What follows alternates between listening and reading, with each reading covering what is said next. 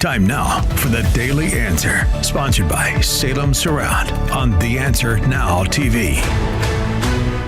From the SNC studios in New York, I'm Bianco, bringing you continued coverage of the conflict in the Middle East.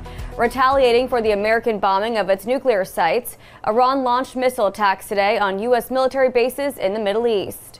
The U.S. confirmed the air base in Qatar was targeted by a missile attack from Iran and said no casualties were reported. Iran said its Monday night missile attack on Udeid Air Base in Qatar matched the number of bombs dropped by the United States on its nuclear sites over the weekend. House Speaker Mike Johnson is dismissing efforts by lawmakers to advance a measure to check President Donald Trump's use of military force against Iran.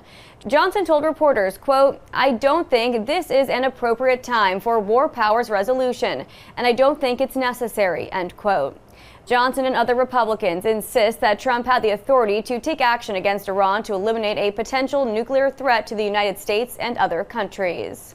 The ongoing crisis in Iran will dominate discussions when leaders of NATO-allied countries gather in the Netherlands this week. In Brussels, William Denslow has more. At a meeting of European Union foreign ministers here in the Belgian capital Monday, Spain's representative said Europe needs to be the voice of peace and diplomacy.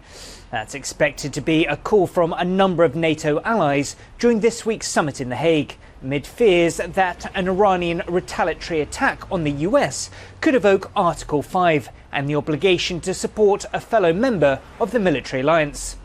NATO allies this week are also set to agree on a plan to increase defence spending targets from 2% of annual GDP to 5%. NATO's chief, Mark Rutte, says the alliance needs to be stronger, fairer and more lethal.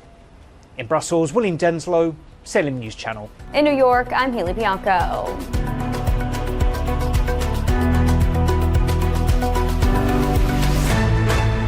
Stay informed anytime, anywhere with the Salem News Channel at 9:30 a.m. TheAnswer.com. This has been The Daily Answer, sponsored by Salem Surround on The Answer Now TV.